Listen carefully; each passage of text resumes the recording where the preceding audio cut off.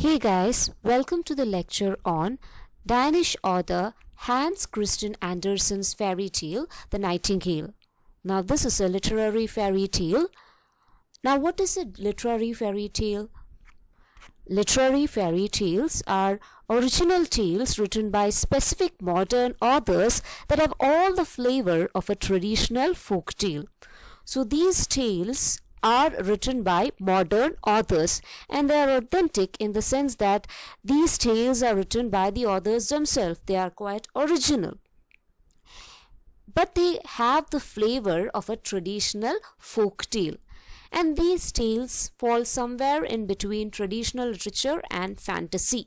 Now, Hans Christian Andersen, usually called as H.C. Andersen, was a Danish author, and he was also a prolific writer of plays, travelogues, novels and poems, but he is best remembered for his fairy tales. Andersen's fairy tales consist of 156 stories across 9 volumes, and they were translated into more than 125 languages and have become culturally embedded in the West's collective consciousness, readily accessible to children.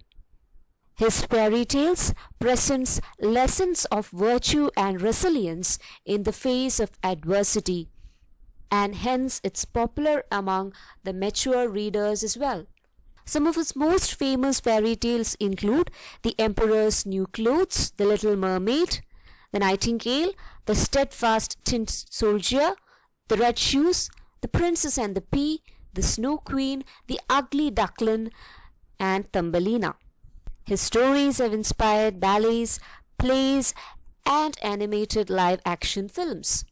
This particular fairy tale is the tale of an emperor who prefers artificial achievements over a natural way of life. Now, without further ado, let's begin our lecture. But before that, let me make you hear the wonderful song of a nightingale.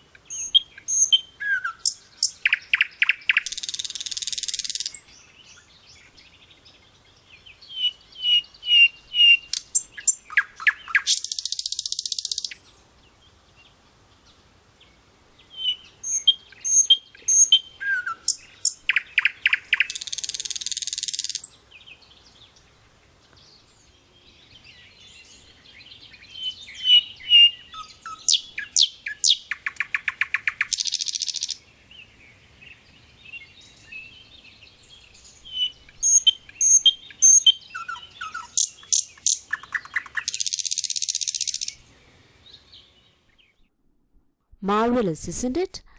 Now let's begin our story. In China, the emperor is a Chinese.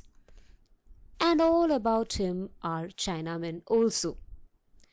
The story I'm going to tell you happened a great many years ago, so it is well to hear it now before it is forgotten. See, this is the classical opening of a fairy tale. The author begins by stating the obvious. In China, the emperor is a Chinese, and all those about him are Chinamen also. Now, almost all fairy tales begin by stating the obvious because these fairy tales are aimed at innocent children. And you cannot begin a fairy tale in an ambiguous way, similar to the novels written by Kafka, right? So this is just stating the obvious so that the young children might enjoy it. The story I'm going to tell you happened a great many years ago. And the narrator says that the story that I'm going to tell you happened a great many years ago. So it is well to hear it now before it is forgotten. So it is all the more good to hear it now before it is forgotten. So you need to hear it now because soon it might be forgotten. Again, stating the obvious. The emperor's palace was the most beautiful in the world. Our emperor's palace was the most beautiful in the world. It was built entirely of porcelain, somewhat similar to this one. Now this one was man-made because this was built by an octogenarian who spent $6 million on building this castle purely out of porcelain. Now, what do you mean by porcelain? Porcelain is a type of clay used to build Chinese plates. ചീന പാത്രങ്ങൾ ചീന പിഞ്ഞാണം എന്നൊക്കെ നമ്മുടെ മലയാളത്തിൽ പറയും. Okay, ചീനപാത്രം, ചീന കളിമൺ പാത്രം എന്നൊക്കെ പറയുന്നത്, അതായത് Chinese porcelain plates. The emperor's palace was the most beautiful in the world. It was built entirely of porcelain and very costly, but so delicate and brittle that whoever touched it was obliged to be careful. So this porcelain palace was so costly, but it was also so delicate because if you try to buy a ceramic porcelain plate, it is quite expensive. So here is a palace which is built entirely on porcelain, and it was very costly. It is very delicate and brittle. That പൊട്ടി പോവാൻ chances ഉണ്ട്. Since it is porcelain, it was so delicate and brittle that whoever touched it was obliged to be careful. So whoever touched the walls of the palace was obliged to be careful. In the garden could be seen the most singular flowers with pretty silver bells tied to them, which tinkled so that everyone who passed could not help noticing the flowers. So in the garden could be seen the most singular flowers. In the garden could be seen the most unique flowers, and these flowers had pretty silver bells tied to them, and it tinkled so that everyone who passed it would notice the flowers. So each time a person passed by these flowers, the flowers would tinkle and it would make the others notice these flowers. Okay, now this comes across as something which is artificial, right? So here the theme of natural versus artificial comes into being, or it is introduced for the first time in this passage. Now, why did the emperor tie pretty silver bells around flowers? Because flowers in themselves are beautiful, and since these are all unique flowers, singular flowers as he says, they are unique. So anyone who's passing by might take a look at these flowers, but still the emperor deemed it fit to tie silver bells to it, because he felt that by tying the silver bells to the flowers, he could add more value to it, as if it didn't have value. Another thing is that he wanted the bells to ring, and he wanted the people to actually take a look at these flowers, which again comes across as something which is superficial. You don't need bells to gather the attention of a passerby, because any person who passes by these flowers would eventually take a look at them. So this comes across as a superficial thing that the emperor had done. Indeed, everything in the emperor's garden was remarkable, and it extended so far that the gardener himself did not know where it ended. And everything in the emperor's garden was remarkable. It had extended so far that the gardener himself did not know where it ended.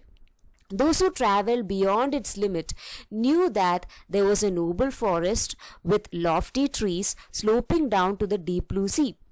And those who travelled would know that there was a noble forest beyond this garden, and the forest had lofty trees. It had big trees sloping down to the deep blue sea, and these trees would be sloping down or slanting down to the deep blue sea.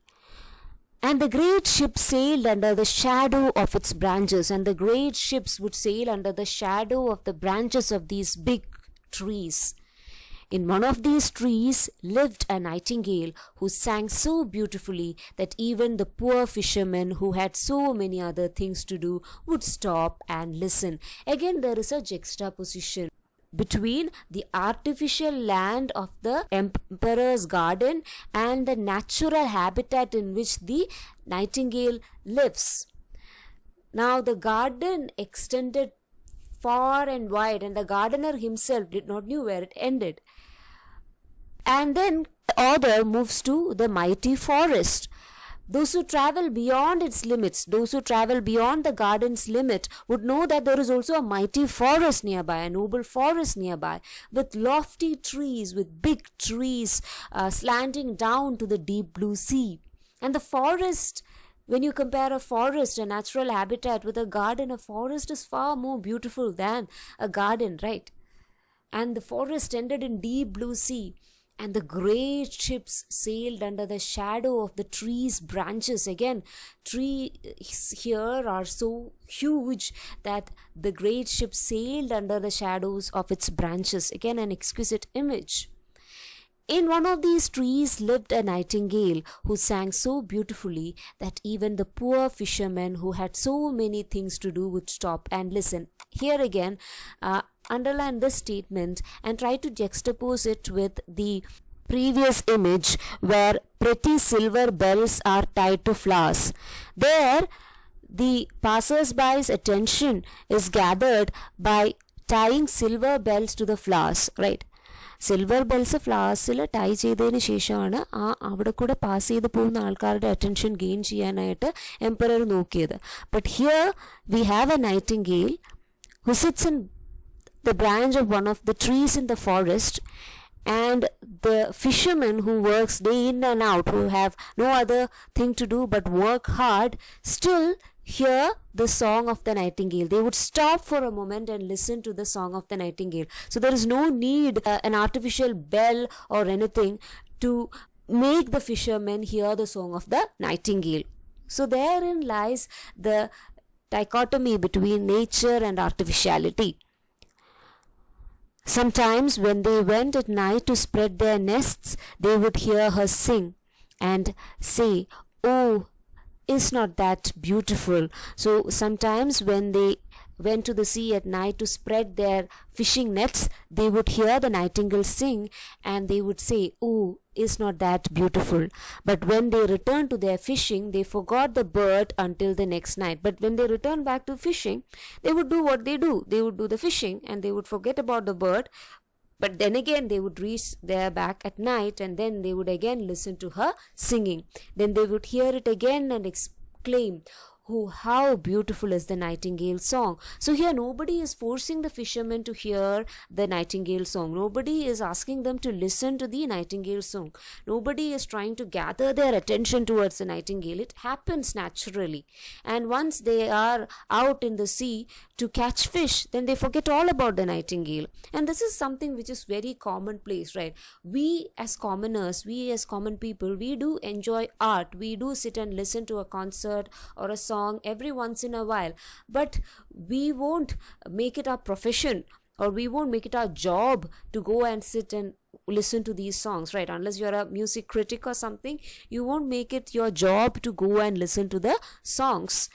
And in the first place, what the emperor is trying to do is that he is trying to make others nature enthusiasts, art enthusiasts, by placing a bell on a flower.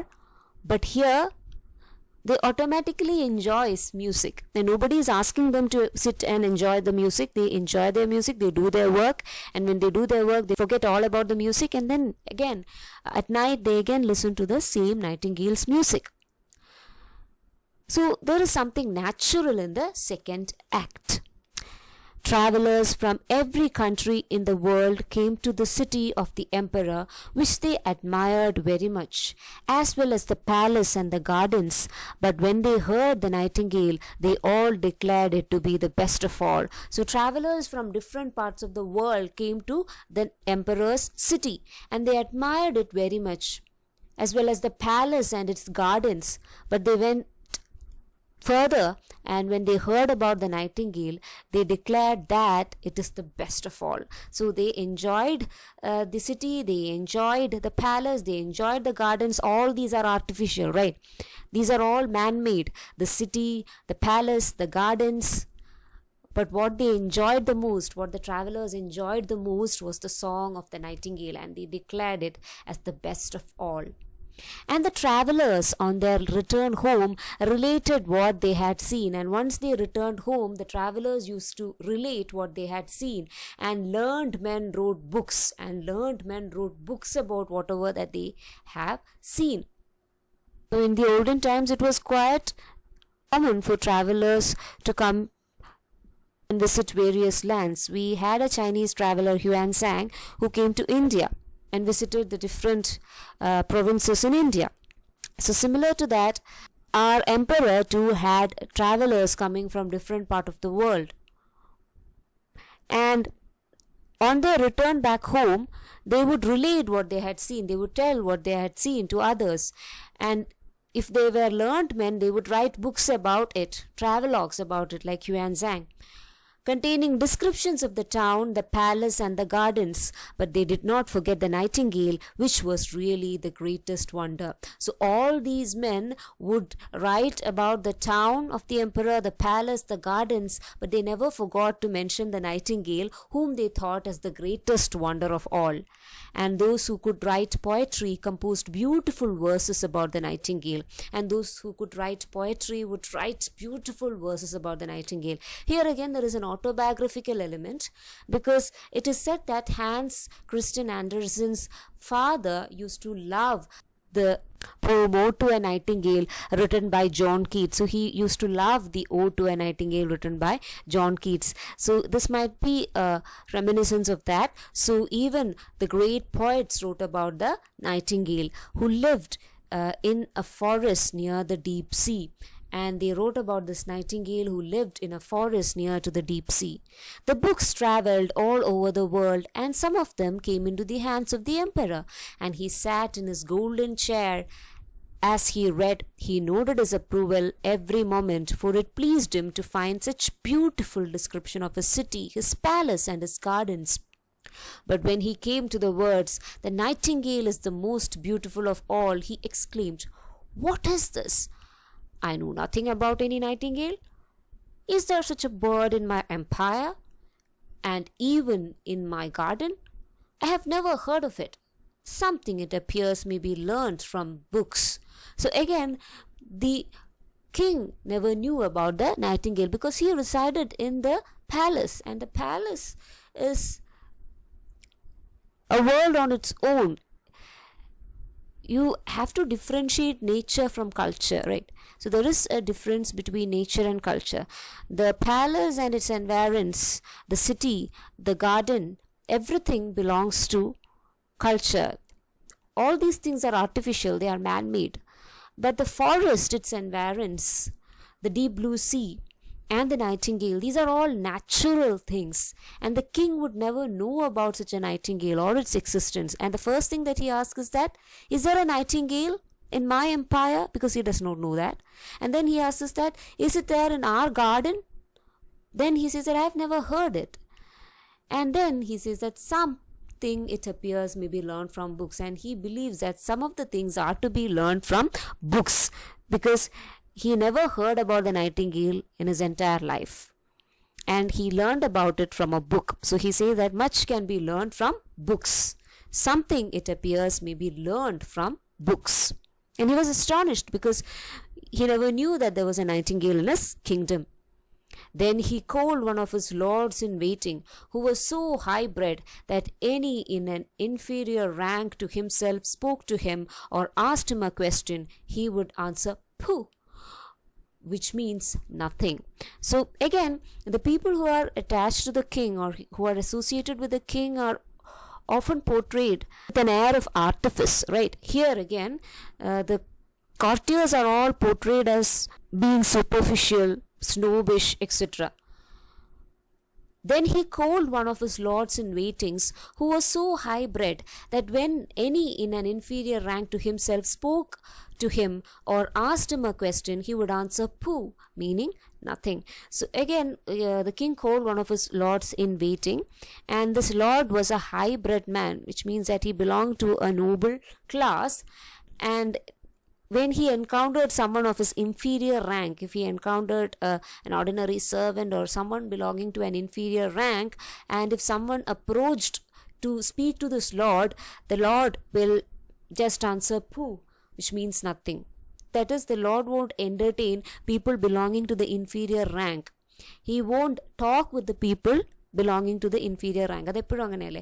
രാജാവിൻ്റെ കൂടെ നിൽക്കുന്ന courtiers ചിലപ്പോൾ രാജാവിനെക്കാട്ടിയും പാവങ്ങളെ തിരിഞ്ഞു നോക്കാത്തവരായിരിക്കും. അവർ മറ്റുള്ളവരെ വളരെ നിസ്സാരവൽക്കരിച്ച് കാണുന്നവരായിരിക്കും. That is why he says the word "pooh," which means nothing. "There is a wonderful bird mentioned here called a nightingale," said the emperor. "They say it is the best thing in my large kingdom. Why have I not been told of it?" So again, the emperor was enraged. So he said that there is a very wonderful bird mentioned here in this book called a nightingale. They said it is the best thing in my large kingdom. Why have I not been told of it? So everyone knows about it, but why have I not been told of it? That is the emperor's question. "I have never heard the name," replied the cavalier. Cavalier means again courtier. So the courtier also dismissed any knowledge of the nightingale, and he said that, "I have never heard the name," replied the cavalier. "She has not been presented at court." And the reply that the cavalier gives is curious, right? He says that the nightingale was never presented at the court, as if the entire existence of the nightingale depends upon it, right? Only if a person is presented in the court will the courtiers and the king know about it. So think about it. If an exquisite bird like a nightingale has to be brought to the court to prove its existence, think about the ordinary men and women of their empire. They won't even think about them, right?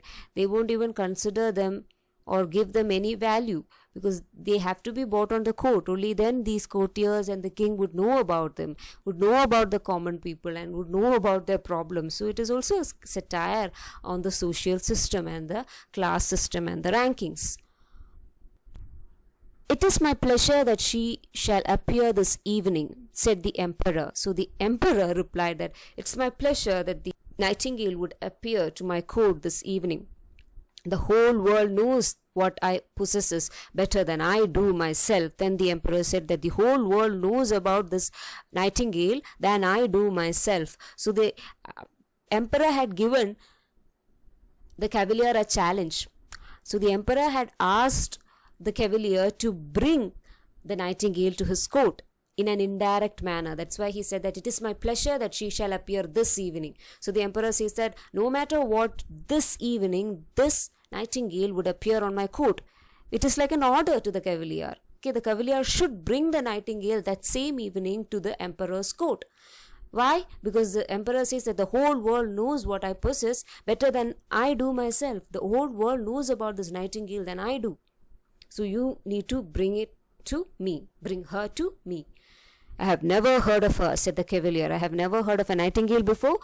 Yet I will endeavor to find her." Yet he says that I will endeavor to find it. Now this is again an element which is common in almost all fairy tale, the element of quest. So the emperor here wants a nightingale, and a knight in shining armor goes in search of it. And the element of quest is always there in almost all fairy tale. Okay? But where was the nightingale to be found? That was the next question, because nobody knew about it, right? "The noblemen went upstairs and down through holes and passages, yet none of those whom he met had heard of the bird." So he went up and down the entire palace. He went up and down the stairs, through the hallways and the passages, yet none he met ever knew the bird. So he returned to the emperor and said that it must be a fable invented by those who had written the book. So he concluded that the story of the nightingale must have been a fable, or the presence of a nightingale must have been a concocted story. It was invented by those who had written the book, and he strongly believed that this might have been invented by those people who wrote this book. He said, "Your Imperial Majesty," said he, "cannot believe everything contained in books. Sometimes they are only fiction, or what they call black art." So again, he says that, "Your Majesty," said he, "cannot believe everything contained in the books. Your Majesty cannot believe everything contained in the books. Sometimes they are only fiction, or what is called the black art." So you should not believe everything which is written in the book. Sometimes it is just fiction. Sometimes these are just stories and fables. And sometimes this is some black art, some black magic or the like. "But the book in which I have read this account," said the emperor, "was sent to me by the great and mighty emperor of Japan." But the emperor said that this book in which I read about the nightingale, it was sent to me by the emperor of Japan, and therefore it cannot contain falsehood. Since it was sent by the emperor of Japan, it cannot contain falsehood. "I will hear the nightingale. She must be here this evening. She has the highest favor, and if she does not come, the whole court shall be trampled upon after the supper is ended." So there is the king's order. So the king says that, "I will hear the nightingale. I will listen to the nightingale. She must be here this evening. She must be brought here this evening. She has my highest favor. I regard this nightingale, or I keep the nightingale in the highest pedestal. She has my highest favor, and if she does not come, the whole court shall be trampled upon after the supper is ended." And she has to be bought, and if she does not come, then I will trample upon the entire court before the supper is ended. Trample upon means others would beat the courtiers down. They will be trampled upon. മറ്റുള്ളവര് ചവിട്ടി മതിക്കും എന്നാണ് പറയുന്നത് ഈ കോർട്ടിയേഴ്സിനെല്ലാം. So he says that if she does not come, the whole court shall be trampled upon after the supper is ended. ഞാൻ supper കഴിച്ച് തീരുമ്പോഴേക്കും നിങ്ങളെല്ലാ കോർട്ടിയേഴ്സിൻ്റെയും ചവിട്ടി മെതിച്ച് ഒരു പരുവമാക്കും എന്നാണ് നമ്മുടെ കിങ് പറയുന്നത്. "All my courtiers will be trampled upon after the supper is ended." "Sing pay," cried the lord in waiting, and again he ran up and down the stairs. So the lord was now terrified, so he ran up and down the stairs through all the holes and corridors. Again, this is again a reflection of the passage which was there before. See here, these are the same. It is a repetition. It is there in almost all fairy tales. If you remember the fairy tale which we learned previously, the Brothers Grimm fairy tale, the juniper tree, there again we saw the repetition, right? The song of the bird was repeated. Okay, so here again it is there. So the lord in waiting ran up and down the stairs through all the holes and corridors, and half the court ran with him, for they did not like the idea of being trampled upon. And this time half of the court ran with him. They also joined him because they didn't like the idea of being trampled upon. There was a great inquiry about this wonderful nightingale, whom all the world knew, but who was unknown to the court. And everyone began to ask about this nightingale, whom all the world seems to know, but nobody in the court seemed to know. Because again, court is again a place which is highly artificial. That's why they didn't know about the natural existence of the nightingale. Only one person knew about the nightingale. And who was she? She was a little girl in the kitchen. At last they met with a poor little girl in the kitchen who said, "Oh yes, I know the nightingale quite well. Indeed, she can sing. Every evening I have permission to take home to my poor sick mother the scraps from the table. She lives down by the seashore, and as I come back I feel tired, and I sit down in the wood to rest and listen to the nightingale's song, and then tears come to my eyes as if it is just as my mother had kissed me." So the girl here is narrating her sad plight. She is living off the scraps which she takes from the emperor's table. എംപററിൻ്റെ ടേബിളിൽ ആൾക്കാർ കഴിച്ചു വെക്കുന്ന അവശിഷ്ടങ്ങളിലാണ് ആ കുട്ടിയുടെ അമ്മയും ജീവിച്ചിരുന്നത്. And she says that, oh, I know the nightingale quite well. Indeed, she can sing well. Every evening I have permission to take home to my poor sick mother the scraps from the table. So every evening she takes all the scraps that are there in the table. This is child labor. She's taking all the scraps that are there in the table of the emperor, and she lives down by the seashore. And she says that this nightingale lives down by the seashore, and when she comes back tired, she sits down in the wood and listens to the nightingale song. And each time she listens to the nightingale song, tears would come flowing into her eyes, just as if her mother had kissed her, just as if her mother had comforted her. So the nightingale provided comfort to this little girl. So see the irony here. The entire courtiers went up and down the palace. They went through the halls, the corridors, the hallway, and they never met a single soul who knew about the nightingale. But this girl, she comes from a very poor background, and she lives her life of the scraps that are gathered from the emperor's table. She has a sick mother back home. She toils day in and day out, and the only comfort that she gets is from the nightingale, the natural thing, and the song of the nightingale, which provides comfort to her. When she listens to the song, she feels like her mother had kissed her. So the only comfort that the girl gets is from the song of the nightingale, which is purely natural. So again, the dichotomy between artificial and natural is so strong in these passages. And now we shall discuss the remaining part of this in another lecture. Thank you for listening. Take care.